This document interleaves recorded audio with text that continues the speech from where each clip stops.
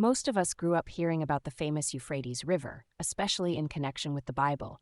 It's mentioned alongside the Tigris and thought to mark the edges of ancient lands.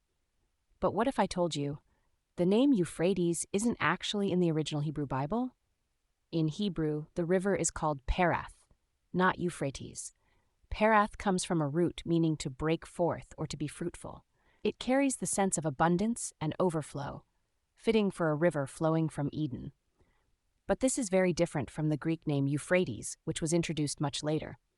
The name Euphrates entered modern Bibles through Greek, Euphrates, which came from Old Persian, Euphrates, and earlier from the Assyrian word Perath, meaning great stream. None of that is Hebrew. Here's the full passage from Genesis 2, verse 10 to 14, where 4 rivers of Eden are listed. And a river went out of Eden to water the garden, and from there it was divided and became 4 heads. Pishon, possibly from a root meaning to spring forth or scatter.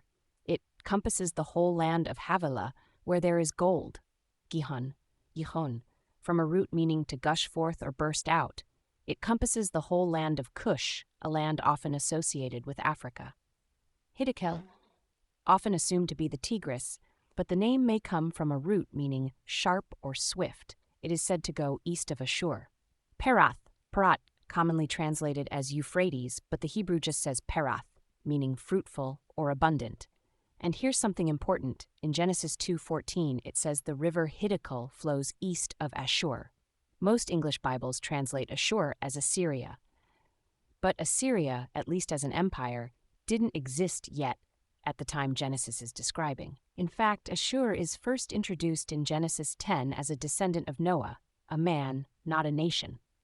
So the use of Assyria in modern translations is an assumption and possibly a mistake that alters our understanding of the geography of Eden. This means we may have been drawing our ancient maps on modern assumptions.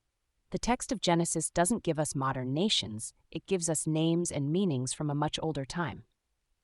So next time you hear Euphrates or Assyria in a Bible story, remember, the Hebrew words are Perath and Ashur, rich in meaning but not necessarily tied to the places we find on today's map.